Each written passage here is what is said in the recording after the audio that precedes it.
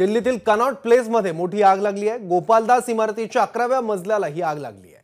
अग्निशमन दलाच्या 16 गाड्या घटनास्थळी दाखल झाल्या आहेत आणि अग्निशमन दलाच्या जवानांकडून शर्थीचे प्रयत्न सुरू आहेत या आगीवर नियंत्रण मिळवण्यासाठी। गोपालदास इमारतीच्या 11व्या मजल्यावर ही आग लागलेली आहे। दिल्लीतल्या कनॉट प्लेसमध्ये मोठी आग लागल्याचं वृत्त आहे। आणखी माहिती घेऊ, आपले प्रतिनिधी सोमेश कोलगे आपल्या सोबत आहेत। सोमेश, या इमारतीमध्ये ज्या फ्लोअरवर ही आग लागली तिथे कोणी अडकलंय किंवा कुठल्या काही जीवितहानीची माहिती?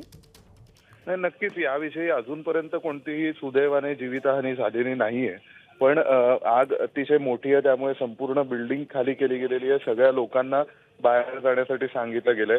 रेस्क्यू टीम्स बोलवल्यात आणि फायर फायटिंग ऑपरेशन सुरू आहे। सध्याच्या माहितीनुसार अजूनपर्यंत कोणी आतमध्ये अडकले अशी माहिती दिली गेलेली नाहीये आणि तशी शक्यताही कमी आहे। तरी सुद्धा रेस्क्यू टीम आहेत।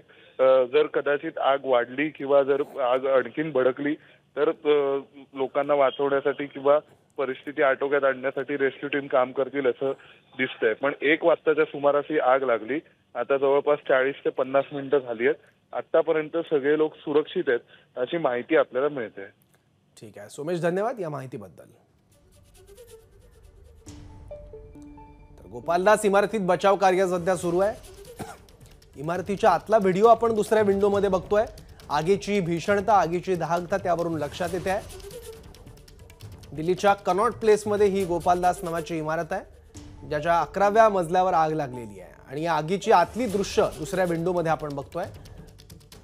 आग विझवण्यासाठी अग्निशमन दलाच्या काही गाड्या आता घटनास्थळी दाखल झाल्या आहेत। अजून तरी या आगीमध्ये कुठलीही जीवितहानी झाल्याचं वृत्त नाही आहे, कोणीही अडकलं नसल्याचं देखील कळतंय। अग्निशमन दलाच्या 16 गाड्या घटनास्थळी दाखल झाल्या आहेत। गोपालदास इमारतीच्या 11व्या मजल्याला ही आग लागली आहे।